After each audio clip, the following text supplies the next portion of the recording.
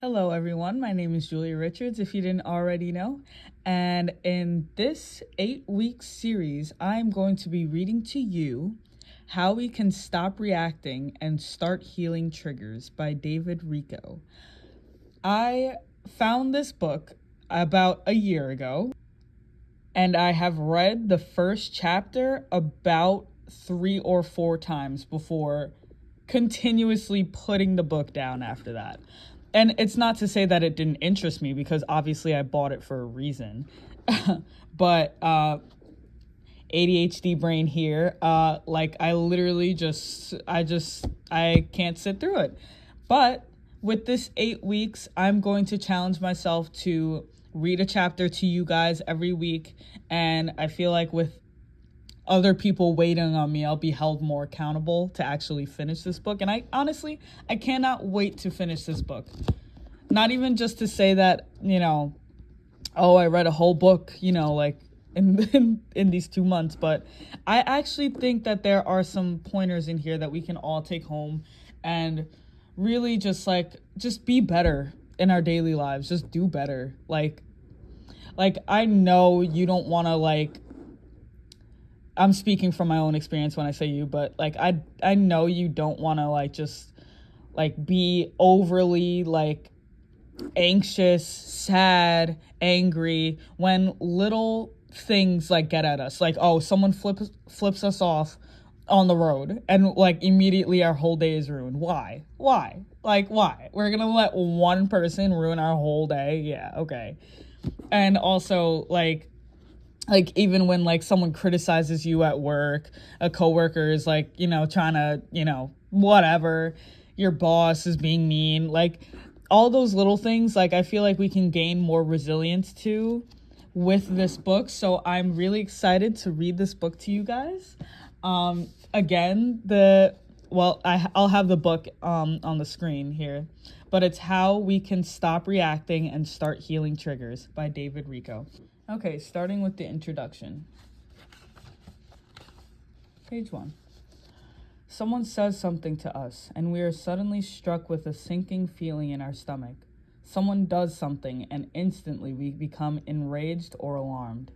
Someone comes at us with a certain attitude, and we go to pieces. We hear mention of a person, place, or thing that is associated with an unresolved issue or a past trauma, and we immediately feel ourselves seize up with sadness, anger, fear, or shame.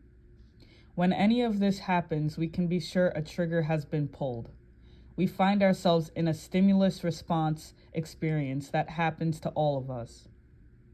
The stimulus is referred to in metaphorical terms as either a trigger or a button. What she said triggered me. What he does pushes my buttons. I got hooked again. We might also say, I have a charge on this, using an electrical analogy. A trigger is any word, person, event, or experience that touches off an immediate emotional reaction. For example, sadness, depression, anger, aggression, fear, panic, or humiliation, and shame. Words, behavior, attitudes, events, even the presence of certain people can incite reflex reactions in us over which we have no control.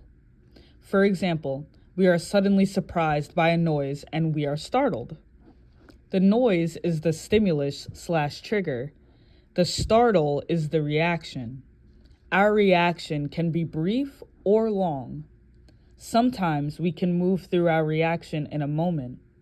Sometimes it becomes an obsession, hard to shake off.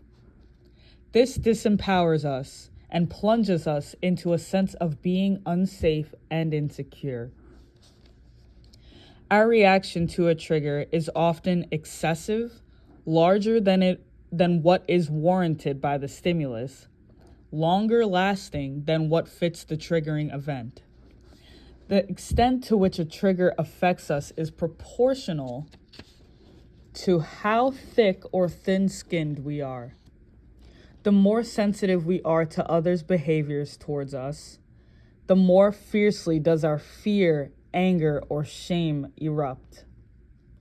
As we become stronger, more self-assured, we notice that the arrows of others don't penetrate so deeply. In a wider context, regarding ourselves and society, we need to develop a thick enough skin to cope with our world and its shadow side rather than hide from it. Then we can face the onslaughts of our imposing world with courage to deal and heal. This book can help us do this. We can come to notice what triggers us and understand why. This is how we reclaim our power, have more choice about our immediate reactions, find healing from processing a trigger experience. When a trigger stays the night with us, lasts too long, it's a signal. There is something to look into, to deal with. For instance, someone at work has triggered us and it is keeping us up at night. We are finding out that we need to have a conversation with him, work the conflict out, speak up for ourselves. This is an example of how a trigger can beckon us to healthy assertiveness. Our reaction is also based on our belief about how serious the trigger is. Examples of beliefs are assumptions, illusions, projections, suppositions. Our reaction moves from belief to expression first as a feeling, and then sometimes with a follow-up of words or actions. Usually all this happens without our having a chance to consider what makes the most sense for us in the situation. Triggers and reactions happen so fast that we don't have a chance to pause, look at what's really happening, and make a wise choice. This is because triggers activate our limbic system, where the emotions reside, not our prefrontal cortex, where rational thoughts preside. We might say that the limbic system is like a horse, at times spirited, at times wild. The prefrontal cortex is like reins. We are the riders with varying, but certainly improvable, levels of skill. Quote-unquote trigger is an appropriate metaphor for what provokes these immediate reactions because the quote-unquote gun, the catalyst of our reaction, is in the hands of someone else. Using the quote-unquote button metaphor, as in quote-unquote he pushes my buttons, suggests that someone does something and a nuclear reaction is set off in us. When the trigger is a quote-unquote hook, we are pulled into a reaction we regret or are angry at ourselves for biting it again. All three metaphors show how we lose our personal power. Someone or something has hijacked our equanimity, gained power over our feelings and actions. This is why triggers exaggerate our feeling, reaction, and belief about their meaning. All this is totally normal. Being triggered is not dysfunctional, though our reaction to a trigger might be. In my work as a therapist and teacher, I have heard clients and students talk about being triggered with increasing frequency in recent years. Some trigger experiences can be quite serious. For example, a soldier with PTSD triggered by a sound that reminds him of combat, or a sexual assault survivor triggered by a touch that reminds her of her abuser. Other triggers may be connected to less dramatic experiences, but people's reactions still seem to take control over them. This book explores all kinds of triggers and reactions. I hope it will help you find greater understanding and relief. But it is important to note that some triggers and reactions are so deeply ingrained and powerful that working with a trained therapist may be an essential step in finding healing. A person triggers us in direct proportion to how important he has become to us in reality or in our minds. For instance, someone we care deeply about may trigger us by showing any sign of abandoning us. Someone who threatens or scares us will easily trigger us, even when he does not intend to do so. Someone we have a crush on and obsess about will trigger us by almost anything she does. When we have given power to someone, we have placed his or her finger on a trigger, and sometimes it is a hair trigger.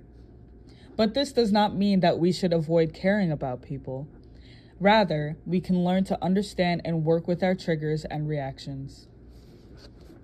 Sometimes a trigger can be immediate, here and now, with no earlier example of it. For instance, the first time we hear of a person dying in our family, we are stricken with grief and we weep. Usually, however, a trigger is a replay of an earlier experience.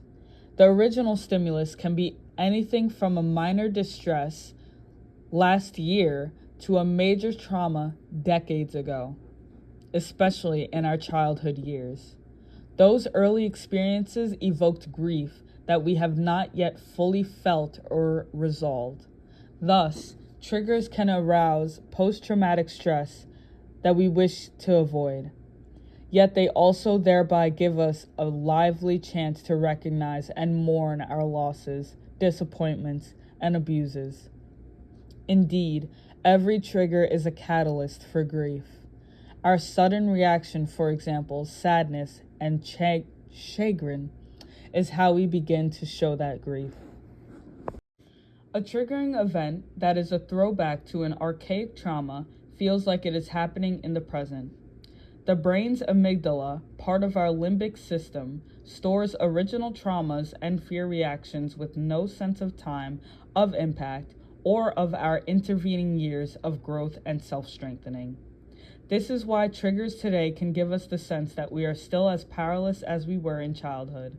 We forget that we have inner resources to help us deal with challenges, or we neglect to use these resources because that part of the brain is not online.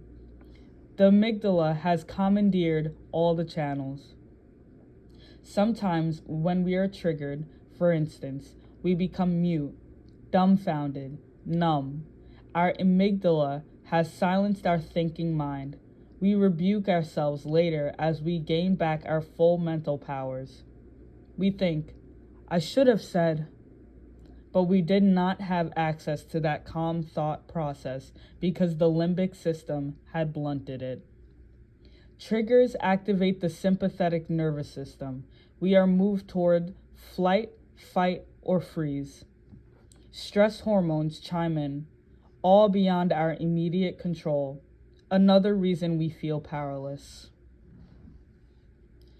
Today, thanks to neuroscience, and more specifically, research on brain plasticity, we are aware that we can reprogram our neurological pathways to change our self-defeating patterns. The prefrontal cortex can come up with healthy ways to respond to events. Then we do not have to be at the mercy of immediate, irrational, and unplanned reactions. Yet, nonetheless, the impulse to react does not disappear easily, even when we lay down new neural patterns. Our spiritual practices may also help somewhat, but not even they are always robust enough to cancel our limbic reactions entirely. So we do not have to be hard on ourselves when we still react in ways we are uncomfortable with. Instead, we can observe, learn, and practice. Indeed, with conscious attention, our prefrontal cortex can reframe events and experiences so they do not have to be so triggering. The prefrontal cortex in full activation can calm some of the amygdala's overblown reactions. To move from our primitive brain to our reasonable cortex, we can evoke an alternative thought that is positive and resource enhancing. Gradually, the new thought takes over. St. Paul wrote, "Brothers and sisters, whatever is true, whatever is noble, whatever is right, whatever is pure, whatever is lovely, whatever is admirable, if anything is excellent or praiseworthy, think about such things. Philippians 4:8. A trigger can, of course, be positive, a stimulus arousing joy, erotic excitement, or optimism. We are triggered with chills and a lump in our throat when our team scores a win or when we see an example of the triumph of the human spirit. A photo of happy times gone by might trigger a warm sense of nostalgia.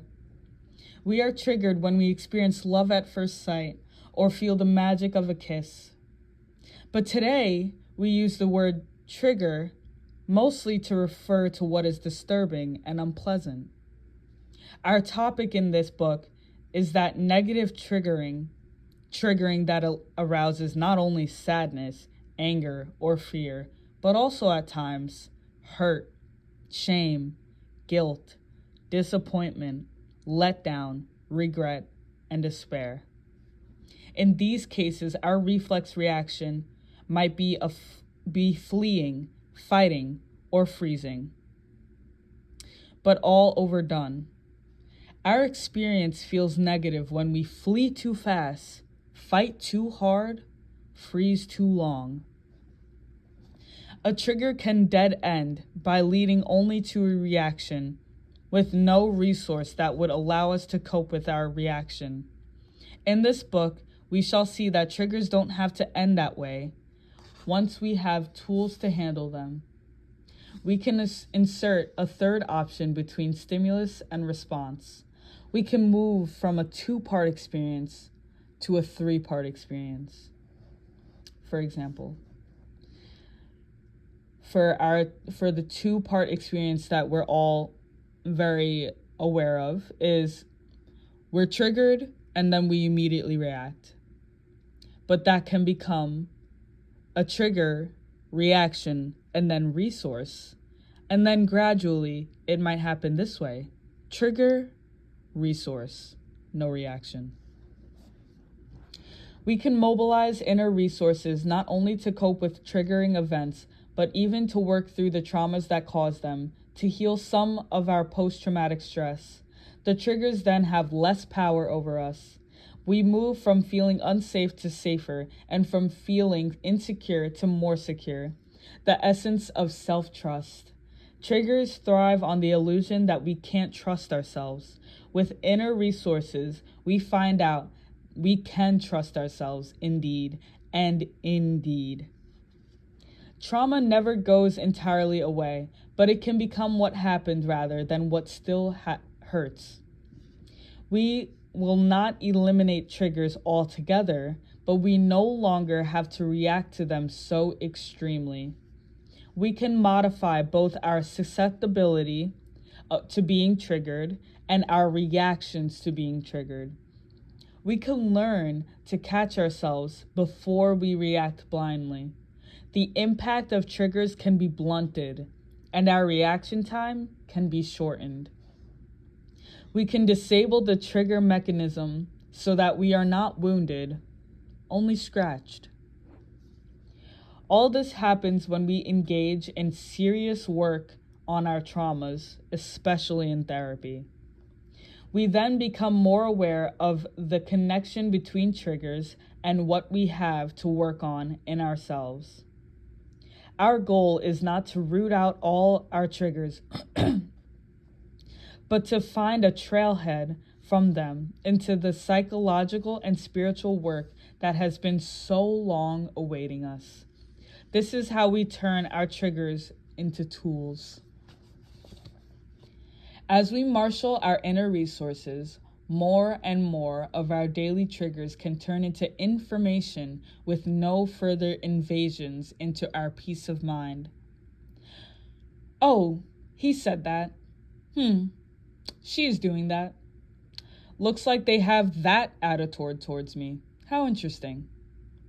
We keep in mind in all our discussions about traumas, however, that some were so serious and severe that they might not easily go away, and resources may not easily kick in.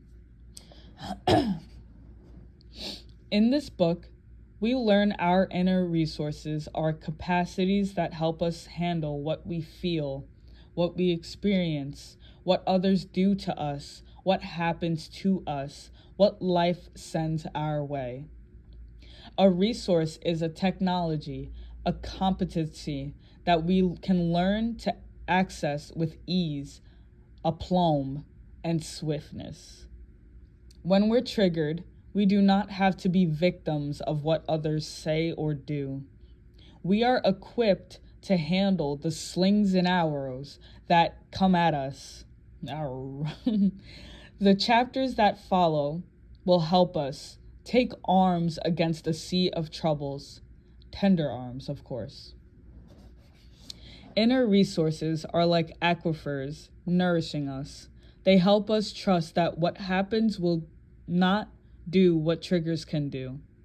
Throw us for a loop, plunge us into despondency, turn us into targets, or make us collapse in fear or shame. Our best inner resource is our natural resourcefulness, our inventiveness, and ingenuity in making the most of any hand we are dealt, or in dodging any bullet headed in our direction. This does not mean that we will not sometimes have more to face than we can handle. Inner supplies can, at times, be so minimal that they cannot match the trigger or crisis that has assailed us. When that happens, we activate the inner resource that gives our immediate inadequacy a boost. We ask for help. We turn to outer resources, our support system, to help us through. We turn within for valuable resources, both psychological and spiritual. Psychology helps us develop inner resources like awareness of our needs and the ability to express and fulfill them in all the right places. We can learn to manage our feelings, to free ourselves from inhibition, to trust our ingenuity. Spirituality offers resources such as meditation, mindfulness, freedom from attachment, letting go of ego. Each of these can become a characteristic of our personality. Our psychological work and spiritual practices work together to increase and enrich our inner resources. Eventually, we become what we practice. The alternative responses might include turning to an addiction in the face of anxiety or threat. We might use food, sex, alcohol, or other drugs to deal with the curveballs life pitches to us. All this diminishes our resourcefulness, but no matter how rusty our tools have become, we can restore them to full luster. Here is the path we will find in this book. We focused first on triggers, what they are, why they happen, and where they come from. Then we look at the tools that help us handle them, both in us and around us. These resources are psychological, neuroscientific, and spiritual. We then pay particular attention to the triggers that lead to sadness, anger, and fear. Since these are the three main feeling components of grief, we explore that dimension. We also look at how triggers happen in relationships. In all the sections, we will find useful practices, including ones from Buddhist teachings. As the reader, you may be struck by passages in this book that you highlight or underline. I recommend noting these ideas in a journal or an iPad and pondering their meanings. You can also write them out on cards and create a set of flashcards to work with daily. What strikes any of us in a book is a positive trigger that can point to our work on ourselves. Healing in many areas of our lives is the welcome result.